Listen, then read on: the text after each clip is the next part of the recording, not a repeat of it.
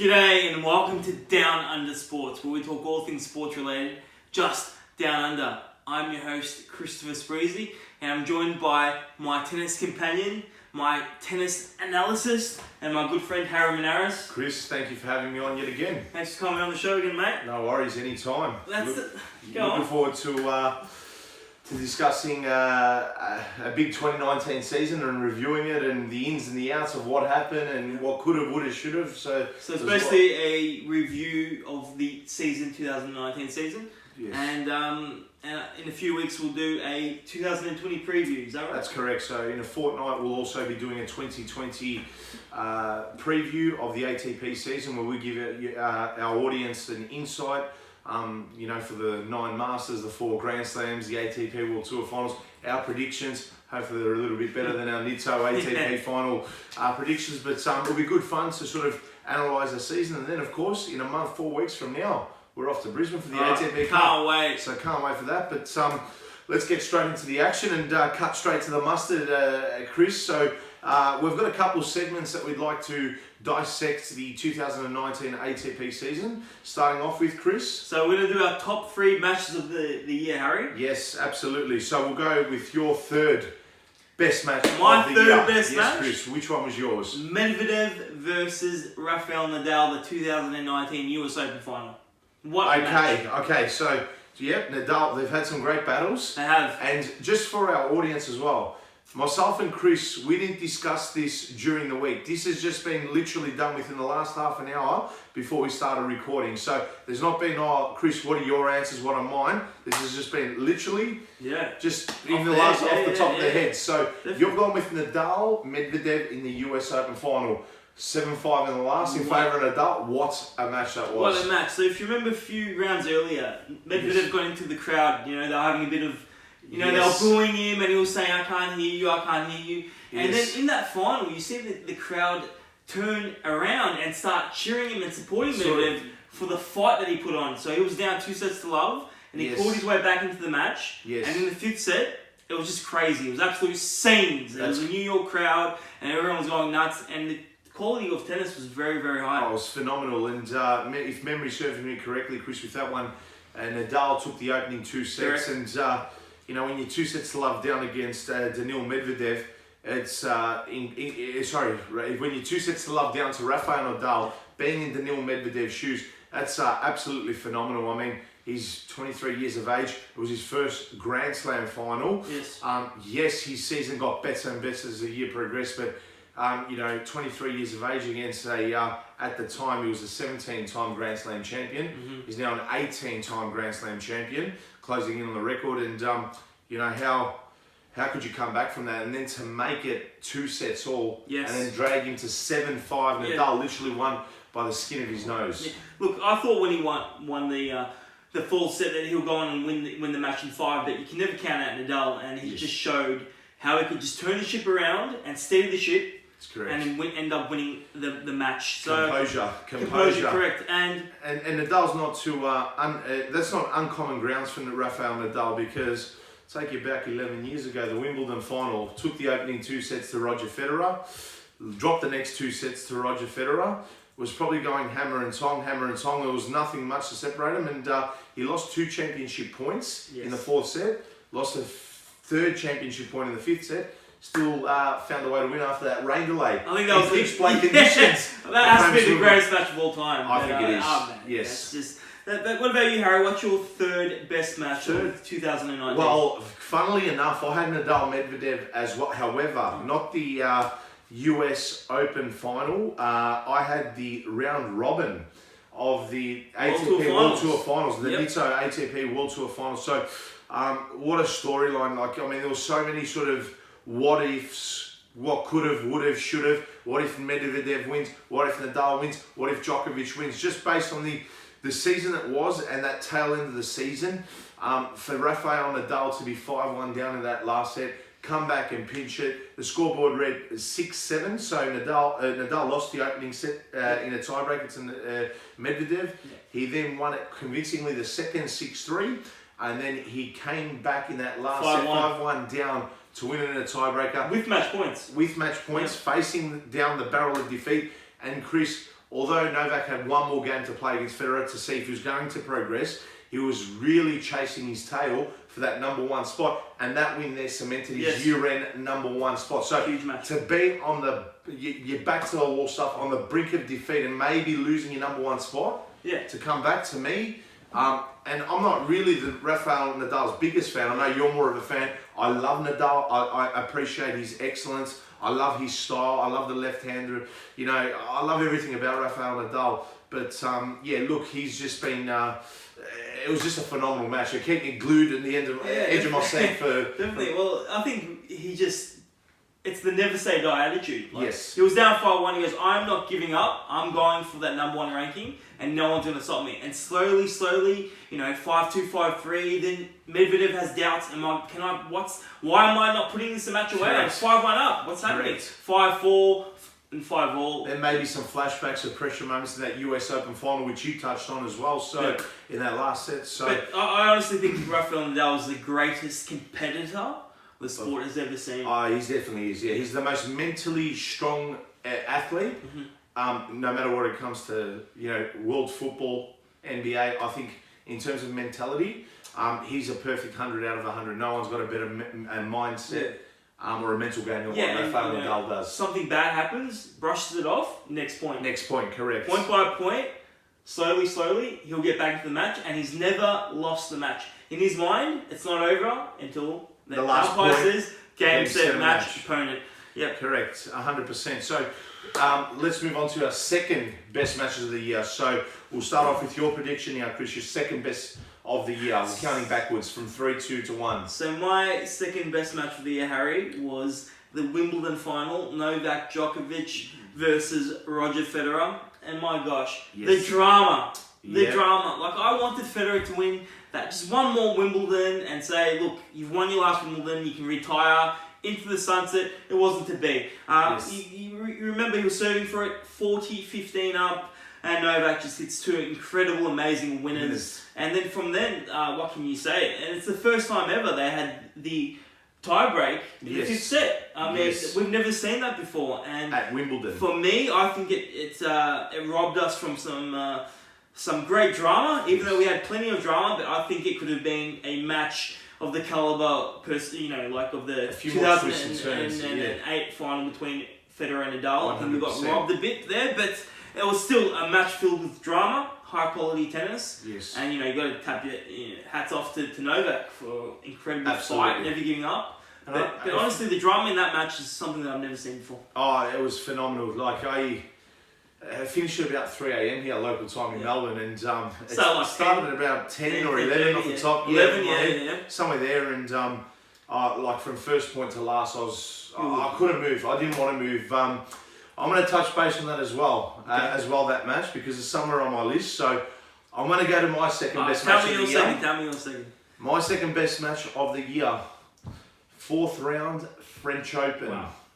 5 hours, 15 minutes. Stanislas Wawrinka defeating Stefanos Tsitsipas 7-6, 5-7, 6-3, 8-6. No, sorry, rather. It was 7-6 the first set, 5-7 in favour of Tsitsipas, 6-4 in favour of Wawrinka, 6-3 in favour of Tsitsipas, 8-6 in favour of Wawrinka in the last set. I mean, that match had it all. Yes. Didn't it? Everything. Emotion. Just compassion at the end of the match. Yes. How they embraced. But as two warriors going at it for 5 hours? 5 hours and 15 minutes. My gosh. And, you know, what can we say? We're both friends of Stefanos, and we obviously wanted him to win. But you just got to say, well done. What a match. And you know, I think after that match, Stefanos hit a bit of a wall, didn't he? I mean, he ended up losing, you know, first round a few tournaments later, Wimbledon, Cincinnati, Montreal. But that match was just incredible. Winners, such high quality tennis, and it was just edge of your seat action. Absolutely, and. You know, there was a bit of an earlier start for us Melbourne viewers and our audience. I think it was first on court that day. So the French Open normally starts at about 7 p.m. our time. That's 11 a.m. for the rest of the day. It definitely did. That was on Susan Longlong. Susan Longlong. Longlong, yeah. And Yeah, I mean, it was just ridiculous. I mean, the opening set, it was 8-6, I think, in the tie break, 7-6 in favour of Wawrinka. Sets were going for like an hour, weren't they? I think that was over. Yeah. I think it was about an hour 15. Oh, yeah. So, you know, that's 75 minutes of tennis for one set. Are we serious? Like, it was just crazy. And then, you know, the second set, 5-7, that's another 12 games to separate. Tsitsipas just finished that. And the crowd was so invested in the match, weren't they? Edge of the seat, like, by the time I got to the last set, there was not one seat available on Susan Long. Like, unless someone went out for it to get drinks because it was a hot day. And just the look, you know, what it just goes to show what type of character Stanislas Wawrinka is. You know, he won. He was excited, and you know, he saw his younger opponent. He was mentally broken. He was shattered. He was holding back tears, and he did admit in his press conference that he had never cried like that before. It took a lot out of him. I mean, they both gave everything they had. Two warriors, two gladiators on the arena. And the amount of, you said the winners and the hot shots, there could have been like a year-long highlight reel based on the amount of winners, the amount of balls that had kissed lines or touched lines or, you know, just wide on crucial break points or something. It was literally nail-biting scenes. Say it? Scenes! Nail-biting scenes from, you know, point 1 to point 450 to end it at 8-6, you know what I mean? So, phenomenal tennis that one. But I've elaborated on that match. Let's go to your best match of 2019. Can I get a drum roll? Nice one. My best match for 2019... Come as a surprise to you. Yes. Australian Open, 4th round, January 20th, 2019. Yes. Roger Federer versus Stefanos Tsitsipas, Rod Laver Arena. For me, Harry, that's a match that I'll never forget. Yes. I remember before the tournament started and the draw just came out, we go, Harry, you go to me, that's going to be a night match if they both make to the 4th round. Yes. They'll, you know, projected draw was they're going to face off against each other in the 4th round. It happened. We were ready for it. Yes. And it's I think it just took, you know, all our expectations and more, because the match was incredible. Yes. It was amazing action. The drama, us being there, I think we had a bit of TV exposure too, which is always good. And it's just a match that will live on forever for me, because it's coming, you know, seeing it as a junior, progress through the ranks. Yeah. And that match made him a worldwide star. I'll never forget that match as well. I mean, I've actually got goosebumps like right now. The hairs at the back of my neck, they're pricking up. It's so surreal. That feeling, you know, of just match point, them being converted. There was a lot of drama there that night. I think I remember I told you, I go, Chris, doesn't matter if Steph doesn't win the first set. Yes. The key to this match is the second set. And you're like, nah, Harry, that's the most craziest and absurd thing you've ever said. I go, Chris, the key will be the set. There was not much to separate them in set 1. It went 13-11 the tiebreaker in favour of Federer. Yep. Then it was 7-6 in favour of Stefanos. He won the second set tiebreaker. He got the break right at the death, 7-5 in the third, and then 7-6 in the last set tiebreaker, 7-5. And I remember at 5-all, there was a point where Roger had just hit one out. It was like literally out by about 3 centimeters, 4 centimeters, and you heard the linesman just faintly say "out," like, and Stefanos it was the linesman closest to Stefanos. He neutralized himself in the court. He's hit another shot into the net. The crowd's gone wild, and he said, "No, out." And then the Roger challenged it. Roger challenged, and it was out. It was 6-5 in favour of Stefanos. Oh, man. And then he served it out, a game of millimetres. And just from, you know, speaking from emotion and that, to then see, like, we were like literally in his box, to see, you know, the delight on the faces of the Moratoglu Academy, who have invested so much time in him. To see Julia, his mother, Liza, his sister, Apostolos, the father and the coach, the pure emotion, like, and remembering him from the junior days and whatnot. And then, of course, Petros, his brother, I wanted to leave that to last because he broke out in tears and we were like right there. And it's just, I froze. I didn't know what to do. It was crazy. Like, there was so much going through my... The night's coming back to me. I can feel it. And I remember it was a 35-degree, stinking hot day.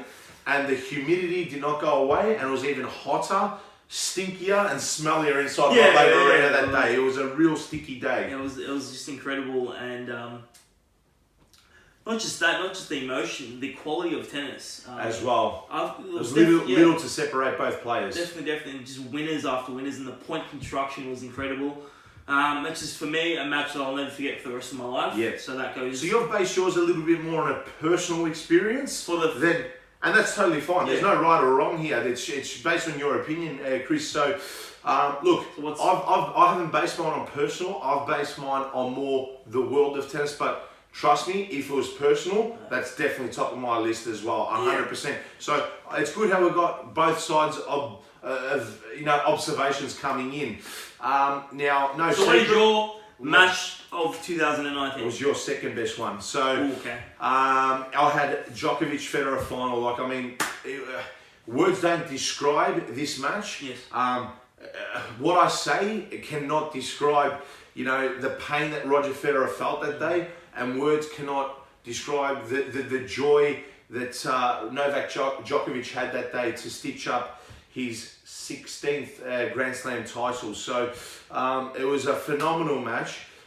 It's just a real shame that, and no, I'm not pointing fingers at these two athletes and these players, but it's just a real shame that John Isner and Kevin Anderson in the semi-finals of the 2018 Wimbledon tournament, who are the biggest and the best servers arguably on tour, had to go 26-24 into the fifth set and force Wimbledon to change the laws to 12-all in the fifth set, and it's a tiebreaker. Novak won that set. That tiebreaker. I would have liked to see that match finished the proper way. Correct, of win by 2 games into the final set.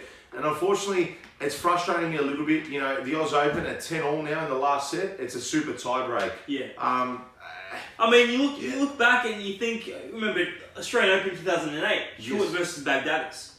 When did that finish, Harry? Do you remember? 4:34 a.m. But that was because of a delay earlier that day. Yanko Tipsarevic and Federer went to 5, and then Sanya Mirza and Venus Williams went to 3. So Baggy and Hewitt went to 5, didn't it? Yeah, went to 5 as well, but they didn't jump on court until 11:56 p.m. and finished 4:34 a.m. Sometimes that's the way things go. That's just the way scheduling happens. I would have liked to see that match finish the proper traditional way. Yes. I'm not a fan of this super tiebreak, match tiebreak malarkey, but doesn't matter about that. The quality was fantastic. It was phenomenal. The drama was fantastic. Match points. And are we serious? Yeah. Djokovic hitting 2 return winners like that. There was a match that they played. I think it was a 2011 U.S. Open semi-finals. Mm-hmm.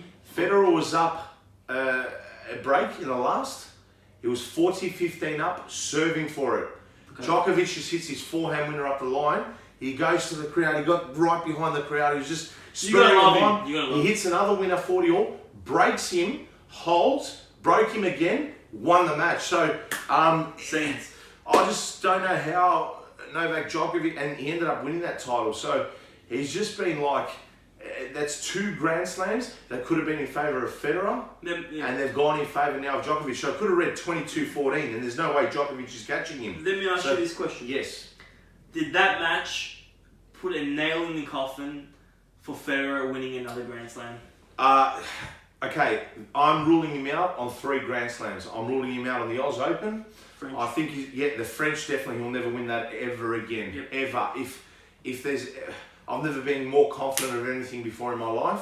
I'm going to rule him out of the US as well. Do you think he's got a chance at another Wimbledon? If there is, it has to be 2020 Wimbledon. There is no more. What can he do at the Oz Open? Yeah, he might make a quarter. Yeah. He might make a 4th round or a semi. He will not win it. That's the honest truth. I'm sorry to disappoint my RF fans and the audience out there watching. We need to be realistic. The guy's the greatest of all time. 20 on multiple surfaces. Okay, the one French is facing Nadal, the best ever on clay. We'll put that as a pass. When we look back and reflect on his career. But Wimbledon 2020 has to stick for him, or else I think his time is officially up. I think I mentioned it on our last podcast about he's not a contender for the back-to-back. It takes a lot out of him for the Grand Slams and the Masters. Yes. But he can still make a deep run. you know, like the Correct. quarters, the semis. Yes. I mean, that's great for any, you know, an average player to make the quarters or the semis of a Grand Slam. 100%. Wonderful. But for Roger, you know, he's used to winning them, and his whole career has been about winning them, making the final, making the semis. Correct. I don't think he's got another Grand Slam in him, but I still can see him making it a run, you know, 4th round, quarters, semis, if you're lucky, at a Grand Slam. Yes. And I think he could win the occasional Masters. Yes. But I don't see him winning another Grand Slam. Okay, let me put it to you like this. Say Novak doesn't win Wimbledon. Okay. For whatever reason, he's got injuries. He gets done in 5 sets to, I don't know. A big upset. A big upset occurs. Who do you have next on your list to win Wimbledon?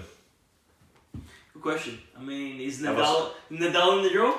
Yeah, Nadal is in the draw, but I think the surface since 2010 hasn't been his favourite.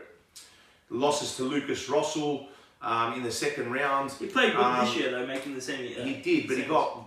Did he get... What Federer received from Nadal on the clay, he dished back to Nadal on the grass. Yeah, you're not wrong about that. So it was a taste of their own medicine on their favoured surface. Look, that's how I look at it. You know, the next gen is slowly, you know, making their way up. 100%. Steph won the World Tour Finals. Yeah, Teams playing well. Yeah, I know teams. Grass. I know. Look, TM doesn't win on grass. No, he doesn't. We know that. He doesn't. Can you see Medvedev? Big serve. Is like he comfortable on the grass though? That's the thing, Harry. I don't know if he's comfortable. Look, Roger's always looking for a chance, but the next gen's coming. That's what I'm saying. Fair enough. Current gen. They pretty much the current gen. Time will tell. Beautiful. But we'll leave that for our prediction show in a few weeks' time. Yes, we definitely will. So we're a bit off topic there, but we'll go to our next segment. So this segment, I sent you the text during the week. I said I really want to have a segment based on what we are going to call our Snakes and Ladders, the famous board game from where we were children once upon a time. So Snakes and Ladders, obviously ladders, who's climbed up the ATP rankings the highest and the best in our personal opinion, and Snake for somebody who's gone down the ATP ladder and rankings. So Chris, I'll start off with you. Oh, you want me to start? Okay. I'm going to start off first of all with ladders. Let's start off with on a positive. We've been focusing on a few negatives, and we start off with the negatives and then we get to the better stuff. So I'm going to start off with a ladder. I'm going to go with my ladder for the year, and I can almost guarantee you there's no 3-4 years. In 2 months, 3 months, he's going to be making even bigger headlines and stories than what he already has in his young tennis career. He's a man who's just 18 years of age. He's from Italy. Mr. Yannick Sinner. Wow, I didn't see that one coming. So, Mr. Sinner, for all of you that... You've been holding him, Harry. I think he's got a great game. I don't think his game's anywhere near the top 10 just yet. Mm-hmm. I think his ranking will read somewhere in the top 20 by the end of 2020. That's a bold statement. I'll save that again for our preview of 2020 season. But this guy jumped, Chris, here's a stat for you, from 554 in the world to world number 78. Wow, that is a monster jump, Harry. That is a massive year. It was that good. He ended up getting the 8th spot to the Milan finals. Ended up winning it. He ended up beating Australia's Alex de Minaur, who's 3 years older than him, has won ATP Tour titles. Obviously, it's a shorter format. It's first to 4 in each set. Best of 5 sets, though, of course. No deuces and all that. He rolled him in straight sets in the final of Milan of the next gen. Now, you don't get ranking points for that, which I'm kind of disappointed. I think the ATP have to introduce ranking points. There's massive prize money, but the way he beat Alex de Minaur had no answers that day. And he's a great competitor. He's fierce. And just like Leighton Hewitt has moulded him across the years, he does not say die. He's got that Nadal Hewitt mentality of, I'm not going to chuck an easy point to my opponent. So I'm going to confess, I haven't seen him play much. Yes. What's his game style like? I like it. I mean, I don't really... Aggressive baseliner? Yeah, he's more aggressive baseliner. So he's really skinny. He's got like a tall, skinny frame. He's going to have to bulk up. I think this is going to be a very important pre-season. Yep. He really has to hit the gym and start smoking the dumbbells. Because if you remember a few years back, Stefano was really tall and skinny, wasn't he? Correct. He's really filled out quite nicely. 100%. And it's all part, look, the male body, it doesn't fully develop until 21. So he's got 3 more years. And this is where you made reference to Stefanos. This is where he's now hit his peak. Alexander Zverev, he was much more skinnier and scrawnier. Yes. We saw him about a year or two ago bulk up, and now, okay, he's very lean, but you've seen his muscle, his legs and strengthen the muscle. Yeah. That's fully developed now. So this guy's going to get better and better, and I guarantee you, Chris, by the end of the 2021 ATP season, he will definitely be in my top 5. 2021 top 5. Top 5. It's a big call. It's a big call. We'll look back at it. 2021, 2020, he will hit 20, not like the 20th spot, top 20. 2021, he will be top 5. Guys, if you agree with Harry, please comment on the video below if you agree on that. I personally probably am going to disagree with you on that, but we're going to look back and see who comes out on top with that. My ladder, Harry, is a guy from Italy by the name of Matteo Berrettini. It's an exciting time for Italian tennis. Oh, they're playing well. You've got Fognini, who's at the tail end of his career. I've just mentioned Yannick Sinner. And you've mentioned Matteo Berrettini, and they're going to be on the tour for a long time. I've got to give props, because you said he's on his tail end of the career. Fognini, he won the Masters in Monte Carlo, so that's a big win. But Berrettini jumped 44 places. He's the current world number 8. He won 2 titles, Stuttgart and Budapest. And he's just getting better and better. And he's still quite young, 23 years old. He's very young. I would see him, reaching the top 5. Oh, he's already at number 8. Does he have a Grand Slam in him? Look, he made the semis at the U.S. Open. Yes, he did. He made a big Wimbledon as well. Big Wimbledon. Could he win a Grand Slam? I mean, it's possible. I could see him winning a few Masters on clay. Yes. He's got the big, strong game. He does. But that's my ladder. Matteo Berrettini, world number 8. Yeah, there's a lot of upside to him. And, 23 years of age versus Federer 38, Nadal 33 and Djokovic 32. There's going to be a time where the big 3 and the champions of the sport call it time on their career. That's an automatic 3 spots that he'll move up. Obviously, he's still got to keep his fitness levels up. He's got to keep his aggressive style of tennis up. He serves a massive weapon. So they've got to really, really, he's got to really keep working hard, and I think the results will start, and he'll keep prospering. I still think he has a lot more potential to unlock there. I think so as well. And I could see him winning a few big titles in the future. 100%. I'm not disagreeing there. We're going to move into our snake, our biggest snake of the year. Tell me your snake. That sounds bad. Tell me your snake, Harry.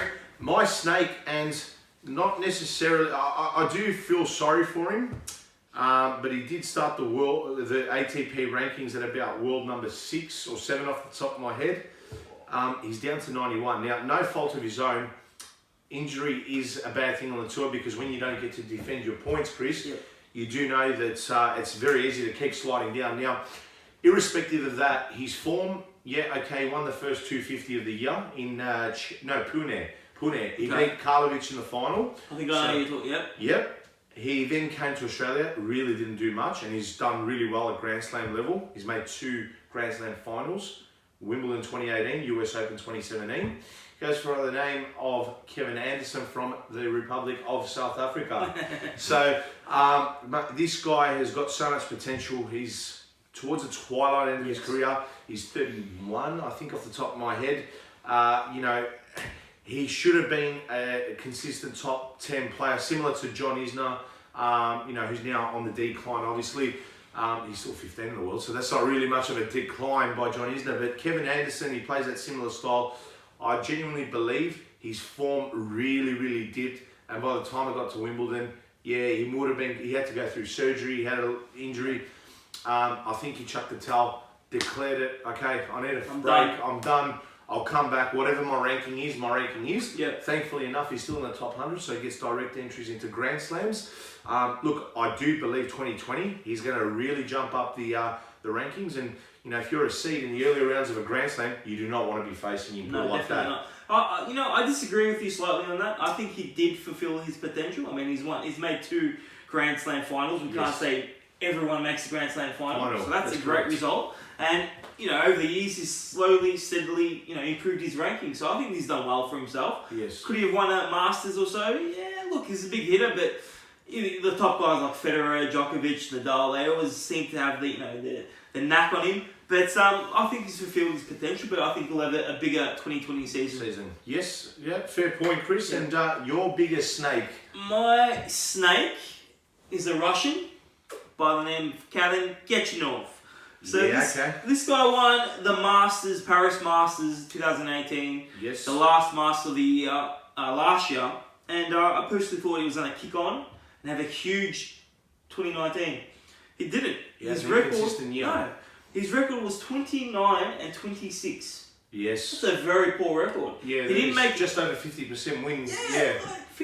Like 29, 26. He did not make a final, and for me, I think he had a very, very poor season by his standards. His results were definitely very inconsistent. From his 2018 winning the Masters, I thought, he's won his first Masters. He beat Novak in the final in a great match. That's right. And yes, he did. I thought he would kick on, but his Grand Slam results, he's just not there. And I think he had a very poor season. Even at 250, like I remember I saw Khachanov probably about 4 years ago. His name started to pop up. I think he won the old Marrakesh tournaments. The one on clay as like a 18 or a 19-year-old. Okay. And I thought, okay, this is a new guy on the tour. He's going to be really good. He has been for many years. Last year was a massive breakout year. He was there, but then he really came onto the scene last year. Well, he's still fairly young, isn't he? Yeah, he is. I think he's 23 as well. Similar age to Daniil Medvedev. They're sort of the shining light of the Russian generation that we see now in the ATP Tour. But I think Karen Khachanov was disappointing this year. I mean, like you said, his record, Chris, 29 and 26, just over 50%, unacceptable. He was in the top 10 convincingly. I think he was floating around always 6, 7 and 8 throughout the course of the year. He won that Masters title, and literally when he lost those points, he lost in the first round. He didn't defend those 1,000 points. He slid to about, I think he's at 16 in the world now. Something like that. 16 or 17. So not making an ATP final, not even at 250 level. I mean, poor season. Khachanov, I'd expect a little bit more from him. His game's big. He's got a massive serve. When he's on. Huge forehand, solid backhand. Big boy too, he's 6'6". He's indestructible. He's, but who knows? Let's see what 2020 holds for Karen Khachanov. Time shall tell, as a wise man once told me. Yes. So our next segment, we're going to review the ATP titles, and then we're going to go through the list of, not the full list, but the most. There's three big players that's called time on their career, and we're just going to have a quick discussion about them as well. But we'll start off on the ATP titles. So obviously to our audience, if you don't follow the circuit as religiously as what Chris and I do, or the rest of the team from the Down Under sports team, there's 4 Grand Slams a year. There's 1 ATP World Tour Finals, which was in London, which we just finished. That's the last tournament of the year. There's 9 Masters. 1,000 tours, there's 9 500s, and there's God knows how many 250s. So that's how the tour works. Yes, it's week to week.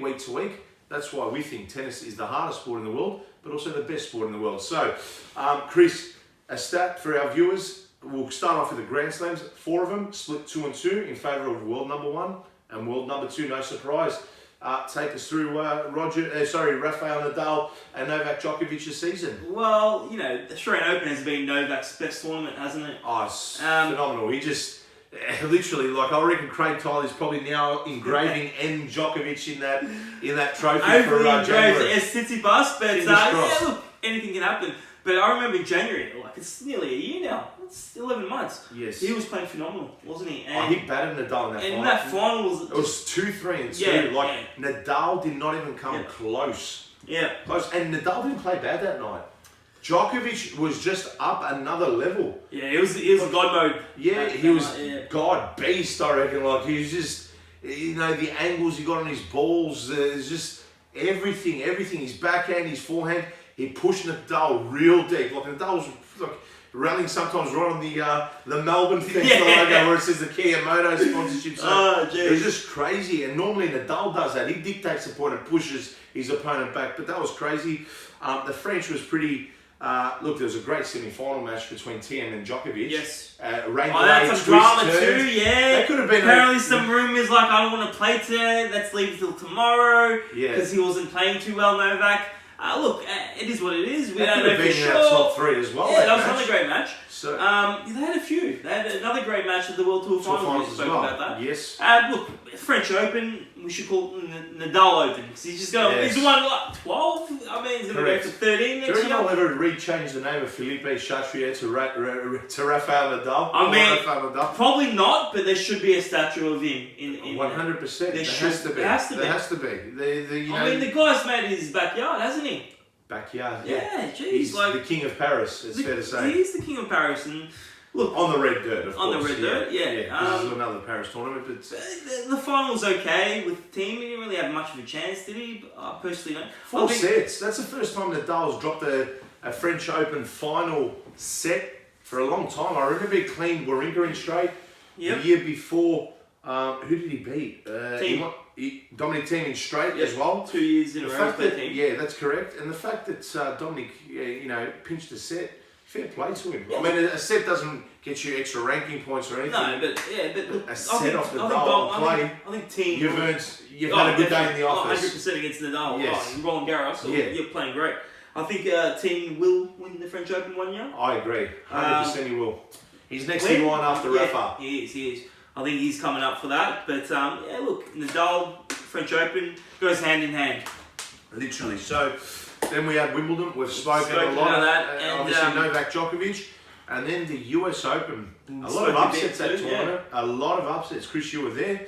Probably not your best or favourite tournament that 2019 for obvious reasons. But there's a lot of upsets, both on men's and women's side of the draw. And look, it was good to see, the next gen not really technically the next gen, but the next generation of players coming through the ranks. In Daniil Medvedev making a final. It's I can't wait for Nolan Park now to see who's the twists and the turns. Can I just say one thing about the US Open?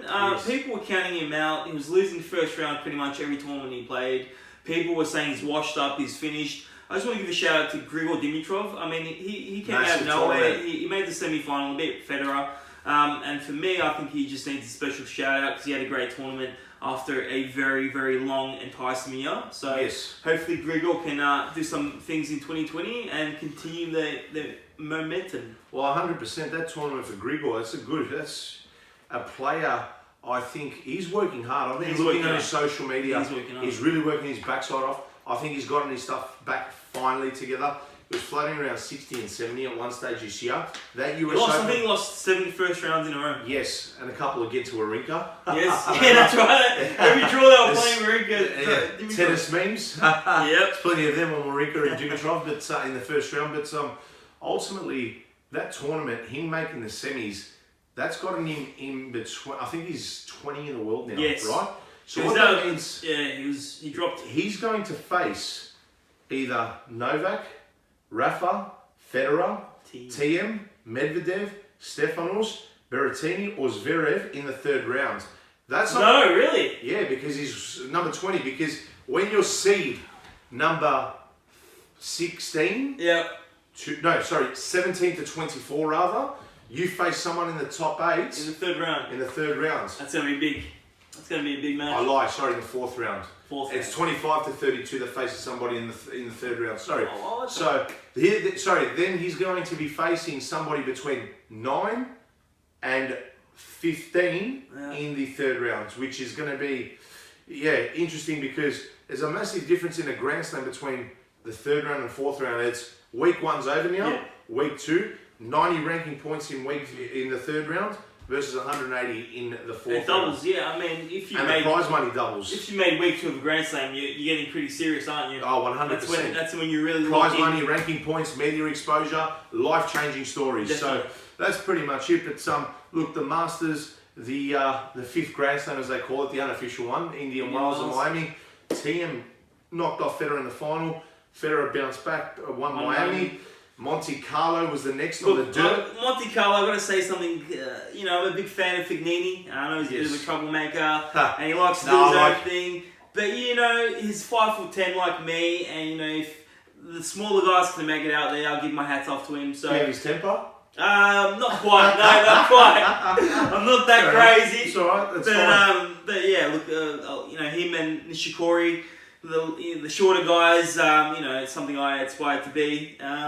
but full credit to him. Yeah, He deserved it. He had a great he beat week. Dusan Lajovic, Yes. Serbia's number 2 in the final of Monte Carlo. So that was a tournament with a lot of upsets. Yeah, I don't twists and think turns as anyone well. would have predicted that final before the tournament started. Is that right, Harry? No, not at all. Oh, if you're a betting man and you put $1 on that, you'd be laughing you'd be getting $1 million as a return. No, so, definitely. then obviously from Monte Carlo, there's another 2 Masters on clay, which is Madrid and Rome. And Madrid, we had Novak Djokovic winning that tournament. We had Rome. Can you recall who won that? I think the guy by the name of Rafael Nadal. Yes, he bounced back. He convincingly won that tournament. I think he didn't drop a set that tournament, and then had a week off, went into the French Open. No Masters are played, obviously, on grass. There's only 500s. Obviously, then you went into the US Open hard swing. Cincinnati came first. Daniil Medvedev pocketed that Masters, the 1000. I think Montreal came first. Nadal beat Medvedev in the final. And then a week later, Medvedev got his first Masters. That's correct. And obviously then you had the Asian swing.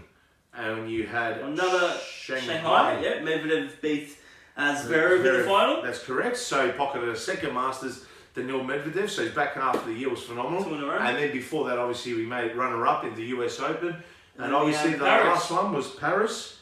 And who won that, Chris? Was it Novak Djokovic? It was Novak Djokovic. He won that quite convincingly. Who did he beat in the final? Shapovalov.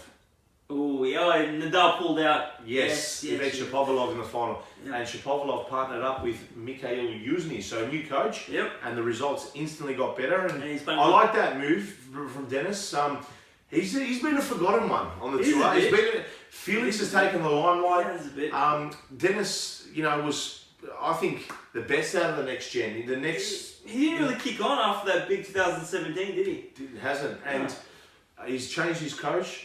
I think Mikhail Yuzny, yes, he didn't win a Grand Slam. Multiple times he's made a semi-final of the Slam. He was always there. Ultimate professional. He was always a player you take to play against. Top 10 for so many years. Just that fierce Russian mentality, gave nothing away. He's really implemented that into Shapovalov's game. And I think Denis Shapovalov, he's going to be a player, especially this first quarter of the year. You do not want to be facing him because I think that explosive one-handed backhand that just clocks winners on any part of the court, you're going to see Denis Shapovalov back with a vengeance. You want to see those young guns come through, don't you? 100%. So, in terms of the leaderboards of ATP titles, Djokovic and Thiem split the records this year with 5 each. Most prize money for our viewers, of course, Rafael Nadal. So Medvedev won 4 titles, was it? That's correct. Roger Federer 4 as well. So he pocketed 1 Masters, which is Miami, of course. He pocketed 3 500s. Basel, Dubai, and I think it was Queens or Halle. He beat Goffin. That's correct. So you're right. Thank you for brushing my my memory and correcting me there, Chris. So that was that. And then in 6th spot rather, with the titles, it was Stefanos Tsitsipas with 3. No 500s or Masters. I think they'll come next year. They'll come. We'll talk about that but he won the show. World Tour final, which I think is the 5th Grand Slam, not Indian Wells or Miami. So best of the best. Yeah, best of the best, irrespective of the 128 draw, 96 players in the field, if that makes sense. So, and last but not least, Chris, to summarise and wrap up this 2019 ATP season, there's been quite a few retirees from the sport. We've been focusing on singles. There's been a lot of doubles players that called it quits, but we're going to focus on 3 players who made Grand Slam finals, who had illustrious careers. And we'll start off, I'll name the 3, and then you can touch base on your 3 best memories or whatever of each player. So obviously the first one was from Spain, David Ferrer, the brick wall. That I like to call. It's like playing Tetris. Sorry, not Tetris, Pong. Yeah. When you played David Got Ferrer. everything back, didn't it? Everything was just returned. You couldn't hit a winner on it. Who are the other 2? And then we'll talk about it. Yes, and from the Czech Republic, Thomas Berdych, 2010 Wimbledon finalist. I forgot to mention David Ferrer, a 2013 French Open finalist, lost to Nadal in that final. And of course, Berdych lost to the 2010 Wimbledon semi-final to Rafael Nadal as well. He lost the final. Yeah, Berdych did in 2010. Yeah. He lost to Rafael Nadal, that's correct. And back in 2006, from a little island in Europe, in the southeast of Europe, Marcos Baghdatis, who I'm an adoring fan of his. Let me just touch base on that three, and I'll give you the floor to say what you want to say. I just want to say that Berdych, Ferrer, and Baghdatis were really my era when I was playing tennis seriously and traveling playing tennis. So for me, it hits home a bit because it's part of me is like retiring, if you will, because they were in the top of the game. It's sad. It is sad. It's sad because you've got so many memories of those players. I remember him, anyway, sorry to cut you off there, Chris. Continue, yeah. Berdych, for me, never lived up to his potential. Yeah, he won Paris Masters in 2005. Never won a Masters after that. He still had a great career, but I think if he wasn't playing in the era of the big three, he would have won multiple Grand Slams. It's my personal opinion. Ferrer, a true professional. Never say die attitude, and every match he gave it his all, and that's all you can ask from a player, and he definitely fulfilled his potential. And last but not least, Marcos Baghdatis. So many memories he's given us, especially with Greek background, and every year you used to wait for the Aussie Open and see all the Greeks there supporting, chanting, and 2006 Australian Open is 2 weeks that I'll never forget. And I just want to say thanks for the memories. Harry? Yeah, brilliant. Well summarised. I couldn't have put it better myself. Chris, David Ferrer, what a warrior. Rafael Nadal took a lot of limelight away from him. Fair enough. Grand Slams and Masters consistently. But you know what? David Ferrer, he was an ultimate professional.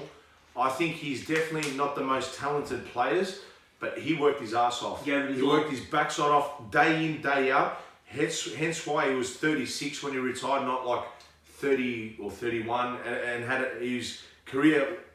He fulfilled every bit of his career that he could. I don't think he deserved to be a top 10 player based on his style and the way he plays. But you know what? He was consistently a top 10 player. And hat off to David Ferrer. There's so many times I used to watch him, just his sheer determination and grit, and that, like the way he hit the ball. I'll never forget, he could cover a baseline better than anybody. Good luck, you put a drop shot on him, he'd tap you away for a winner. He'd be there at the net. You would have to beat him. He was never going to give you nothing. Nothing. That's all you can ask. Thomas Berdych, so much arsenal up his sleeve. It was ridiculous. A serve, forehand, backhand. Massive. Yes, okay. I think he didn't, I agree. And I don't mean this in malice in any way, Chris. He didn't live up to his expectation, but he was consistently top 10 for many years on tour. Could he have worked a little bit harder? Could he have sacrificed a little bit more to maybe get a few more Masters and maybe pinch a Grand Slam as well, like a Murray and Cilic has, like a Wawrinka has? 100%. I think the opportunity for him slipped. Unfortunately, injury did sort of kill his career and at the tail end. But he's a strong boy. He's been fit for many years. So. And let's just talk a bit about Marcos Baghdatis and what he means to you. Chris, look, 2006 for me, that was, I was like 11, 12 years old. And again, I've got goosebumps speaking about it. Forget about Marcos for a minute. Cyprus is an island of 800,000 as a population. There's no tennis courts hardly. There's no infrastructure. There's football, handball, basketball. That's all they know how to play. Then to play tennis. Yes, he went to France through Patrick Mouratoglou, went to the academy. He worked his backside off. That 06 tournament, I'll never forget it. Yeah. Knocking off the likes of an Andy Roddick, David Nalbandian in the semis, coming back from 2 sets to love. It was unreal. He had heart, he had fight. Getting that first set against Federer in the final. Yeah, 7-5, then losing at 7-5, 6-love, 6-2. I remember every one of his matches and the scorelines. That's how much he means to me. He's a very special player to you, isn't he? He is. He's the reason why I started following the sport, and I grew the passion. And I wish I was a bit younger. 4 or 5 years old, maybe I would have picked up the racket and played professionally myself. But look, I thank you for the memories. But I'm going to look at it from a real point of view. Unfortunately, Chris, he didn't live up to his expectation. Like Berdych, yes, he didn't. Marcos definitely didn't. Now, 06, finalist at the Oz Open. Semi-finals at Wimbledon, got knocked out to Nadal. So Federer and Nadal have had to knock him out of Grand Slams. Federer and Nadal in 06, during the peak of their careers. And it got to the stage where 07 was a pretty good year. Okay, he lost to Djokovic in 5 at Wimbledon, 7-5 in the last. He lost to Monfils that was open. That was a disgusting tournament by him. Really, really poor. And, 2008, he was good. He was still top 10, 15, floating around there. But then it got to the stage where there's a 4.5 minute video. I don't know if you've seen it there. And this is where it really disappoints me, because it makes sense to me now, being 25 years of age versus when I was, 12 or 15 years of age following his career, and the emotion got the better of me. So he turned around to Patrick Mouratoglou, and this is when he was top 10 in the world, and he goes, "Oh, Patrick," and Patrick's the world's best coach in my opinion. He goes, "Oh, we need to stop working as hard now on the court." And Patrick goes, "What do you mean?" And he turns around and he says, "Well, look, I know we work hard and I love the training, you're the best coach, but the amount of work, let's just do a little bit less so I've got more energy on the court." And Patrick turns around and looks at him like really weird. And he turns around and he says, "Well, hang on a second, Marcos. How did you get to the top 10 in the world? How did you make the Oz Open final? How did you make the Wimbledon semi and consolidate?" And Marcos turns around and he goes, "Hard work." And he goes, "So now that you're 8th in the world and not at number 1, you want to ease your workload on the practice court and you think you're going to work hard on the court." Good mentality to have. Very poor mentality. And unfortunately for Marcos, because he got taken away from his parents from a young age to prosper in his tennis career, which he did, I think that mentality killed him. I think the fame, the money, the whole media attention, it came a little bit too quick for him, and he didn't fully soak it in and develop like the ultimate professionals. And it's fair to say, after that, him and sort of Patrick went like that. They came back together and went like that again. I think if he stuck with Patrick for many, many years, he would have been a world top 10 player consistently. He's never won a Masters. He would have won a hell of a lot of Masters. I don't think he would have won a Grand Slam, but he would have been semi-finalist, consistently finalist. But look, I thank him for every memory he's given me. It was a reason why I started following the sport tennis. I followed it a little bit later than what you were, Chris. You were literally born with a racket in your hands. I started following at the age of 10 or 11 because of him. So, but anyway, it is what it is. He's 34. He's healthy. He's happy. He's made his money. He's got a beautiful wife, former player Karolina Spreezy from Croatia. Can I just say one thing? Yes. Not many people in the world can say that they've defeated Federer, Nadal, and Djokovic, and Marcos has. So that's a great achievement. Yeah. And for me, the 3 best players. Not Djokovic. Not Djokovic? No, 7-0. He almost beat him. Wimbledon 2007. I swear I saw he beat Nadal, Federer, Murray. No, he's beaten Albanian, Roddick. Who else did he beat? He's beaten James Blake, Leighton Hewitt, Andy Murray's beaten. He beat Federer. Murray, I know for sure he beat Federer. Yep. And he beat Nadal in 2010. Yes, in the same year. He did. He beat Nadal in Cincinnati. 2010 and Federer in Indian Wells, I think. Indian Wells, 3rd round. Yep. So that's a great thing. Great thing, but I agree, he never lived up to his expectation and expectations. 100%. Well, Chris, that about wraps it up for our 2019 review of the season. Yep. Can I just say one thing before we finish? I know it's a long show and that. I just want to say I was not a fan of the new Davis Cup. It just happened the other week. Spain won. Congrats to Spain. But the whole, all the nations playing in one country and that for a week, it didn't really sit well with me. Maybe I'm more of a traditionalist. But I hope it reverts back to the old formula. And you can quickly on that. I totally agree. Yeah, spread it out. Tennis is a sport that the world wants to see. Spain gets Madrid. They've got many other tournaments. There's Barcelona, so they get 500 and 1,000. They played the Davis Cup in the La Capa Mágica, I think it's called, stadium. Yep. The Stadium of Magic or something it's called. Yeah. That's where the Madrid Masters is played. It is. It didn't work for me. Spread the love. I want to see Colombia get behind, their players. I want to see, in July, that the Davis Cup has to return to Melbourne Park. I love it. Yeah. We get it for 2 weeks of the year and we're that's done. it. And it's done. You know what I mean? Yeah. America's an overkill, but you know what? Let their fans, they flock out. Let John Isner and Jack Sock and whoever rock up. Yeah. It's Bryan brothers. The Bryan brothers, yeah. So spread the love, get it right. Don't have it at one place at 1 week. That's just our opinion on that. Yeah. That's cool in the night, Harry. Great show. Thanks for joining me. Thank you. It was a pleasure as always. Where can people find you? Harry Manaras, all lowercase on Instagram. Follow me, I'll follow you back. Facebook, Harry Manaras as well. And you're a real estate agent? Collings Real Estate, 230 Waterdale Road, Ivanhoe. Great. Please follow us on Instagram, guys, D.U.S down under sports. If you like this video, please give it a thumbs up and subscribe to the channel. Hope you enjoyed the show. Have a great week, and we'll see you soon. Thanks. Thank you.